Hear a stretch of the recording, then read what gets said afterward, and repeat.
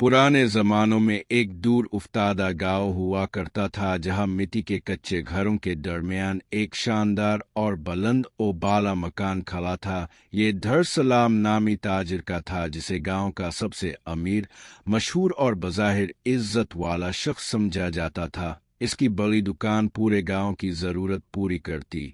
लोग इसी से आटा लेते, दालें खरीदते, चीनी, नमक, कपड़ा, तेल, हर बड़ी छोटी चीज इसी से आती। और सलाम इसी वाहिद जरिया रोजगार होने की वजह से अपनी अहमियत से भी वाकिफ था। लेकिन जिस तरह लोग सामने मुस्कुरा कर इससे सलाम दुआ करते, पीठ पीछे उनके दिलों में अजीब सी जलन, सख्ती और एक छिपी हुई नफरत रहती थी। एक ऐसी तलखी जिसकी वजह वो खुद कभी समझ ना पाया।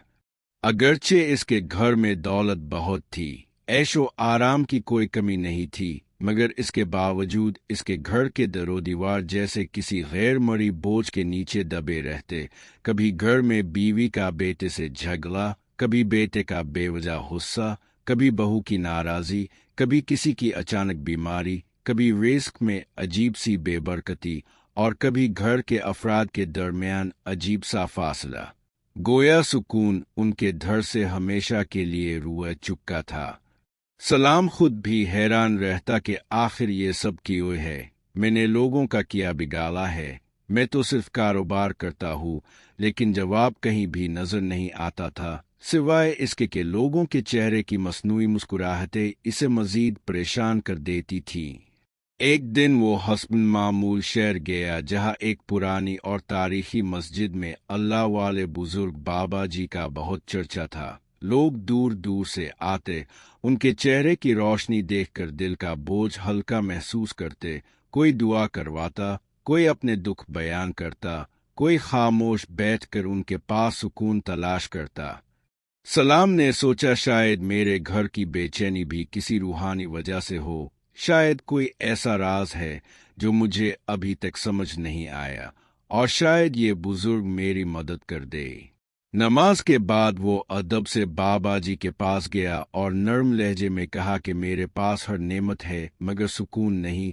डर में लड़ाइयाँ खत्म नहीं होती, बीमारियों का साया नहीं हटता, और दिलों में अजीब सा इंतशार है। बाबा जी कुछ देर खामोश रहे, आंखें बंद की, फिर नरमी से पूछा कि सब नमाज पढ़ते हैं? सलाम ने कहा जी हाँ। फिर पूछी तुम्हारा पेशा किया है? इसने जवाब दिया कि मैं पूरे गांव का वाहिद ताजिर हूँ। बाबा जी ने हल्की मुस्कुराहट के साथ कहा, बेटा बुरा ना मानना, लेकिन मुझे लगता है तुम्हारी कमाई में कुछ गड़बड़ है। तुम्हारा रोजगार हलाल है मगर कहीं ना कहीं तरीके में जुल्म शामिल हो चुका है, और जहाँ जुल्म आए वहां से बरकत उठ जाती है, सुकून खत्म हो जाता है और बीमारियां डेरा जमा लेती हैं। ये बात सुनकर सलाम का दिल धक से रह गया। इसने वजाहत दी कि मैं तो हलाल चीजें बेचता हूँ, फिर कमाई हराम कैसे हो गई? लेकिन बाबा जी ने कहा, बेटा कभी कभी इंसान को अपनी गलती नजर नहीं आती। कुछ गुनाह ऐसे होते हैं जिन्हें हम गुनाह समझते ही नहीं, मगर वो दिलों की राहत छीन लेते हैं।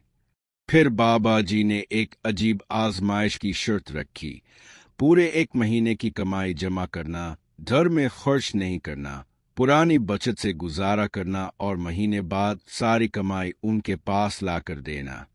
सलाम के दिल में शक और बेचैनी पैदा हुई, मगर वो हाँ कर आया।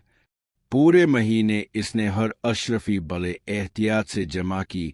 दिल में हर रोज यही सवाल उठता कि आखिर बाबा जी पैसे लेकर किया करेंगे? वो कैसे जानेंगे कि ये कमाई हलाल है या हराम? कई बार सोचा कि ये सब धोखा ना हो, लेकिन फिर खुद को समझाता कि अगर ये वाकई अल्लाह वाले हैं तो शायद कोई हिकमत होगी। जब महीना मुकम्मल हुआ तो 400 अशरफिया जमा हुई। थोड़ा सा खौफ और थोड़ा सा तजस्सुस लिए वो शहर पहुंचा। बाबा जी ने रकम ली और शाम के बाद इसे वापस एक थैली में दे दी और कहा कि पूरे अगले महीने का खर्च इसी से करना, एक पैसा भी नई कमाई में से ना लगाना, और अगले महीने की असल कमाई दोबारा मेरे पास लेकर आना। सलाम ने थैली ली, मगर दिल में बेचैनी पैदा हो गई कि थैली हल्की लग रही है। सराय में जाकर गिनती की तो सिर्फ 80 अशरफियाँ थीं। इसके दिल में शक यकीन में बदल गया कि बाबा जी ने बाकी रख ली हैं। गुस्सा आया मगर शहर में उनकी इज्जत देखकर कुछ बोल ना सका। अगले महीने इसने फिर हुक्म के मुताबिक काम किया। 360 अशरफियाँ कमाई, दोबारा लेकर गया। इस बार भी बाबा जी ने बड़ी रकम रख ली और चंद अशरफियाँ इसे वापस दे। ये देखकर सलाम की बर्दाश्त का पैमाना भर गया, मगर जानता था कि शहर के काजी भी बाबा जी के मुरीद हैं। इसे इंसाफ मिलना मुश्किल था। फिर भी इसने शिकायत की मगर बेसूद रहा।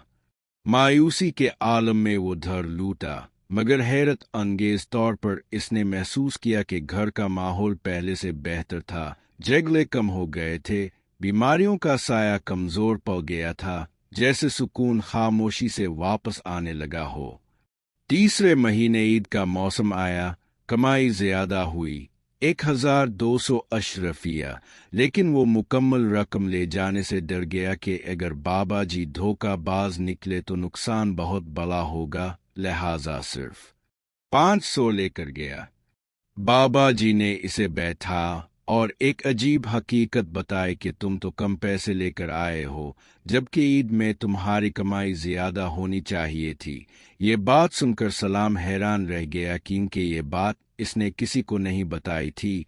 दिल में ख्याल आया कि ये बुजुर्ग कुछ जानते जरूर हैं।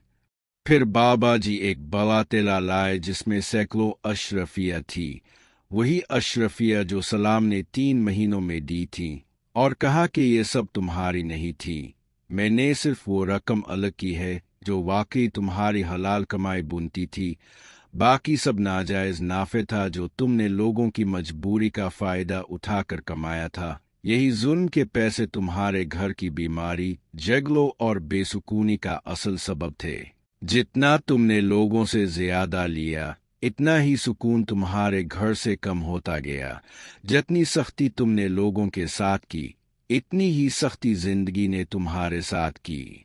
फिर बाबा जी ने इसे हुक्म दिया कि आइंदा जब कोई ग्राहक आए तो इसके हक के मुताबिक इसे चंद अशरफिया वापस कर देना और कहना कि भाई ये तुम्हारे लिए सदका है, इन तुम्हारा नाम भी खराब नहीं होगा, गांव वालों की दिल की सख्ती भी दूर होगी, और तुमने जो जुल्म किया था इसका बदला भी अदा होगा। सलाम की आंखों में आंसू आ गए। इसे एहसास हुआ कि बरसों से वो लोगों की मजबूरी का फायदा उठाकर नाजायज मुनाफा लेता रहा।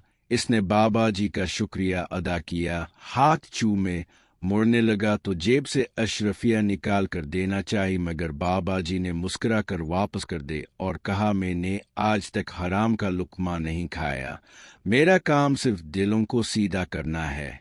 घर जाते हुए सलाम की आंखों से मुसलसल आंसू बहते रहे। वो अपने किए गए जुल्मों पर शर्मिंदा होता रहा।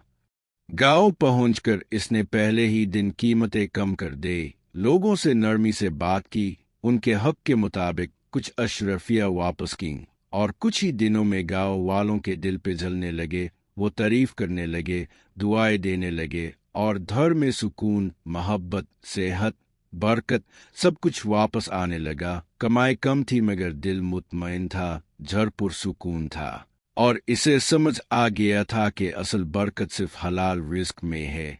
नाजायज नफ तो आ जाता है मगर साथ ऐसी बेसुकूनी लाता है जो इंसान का सब कुछ खा जाती है।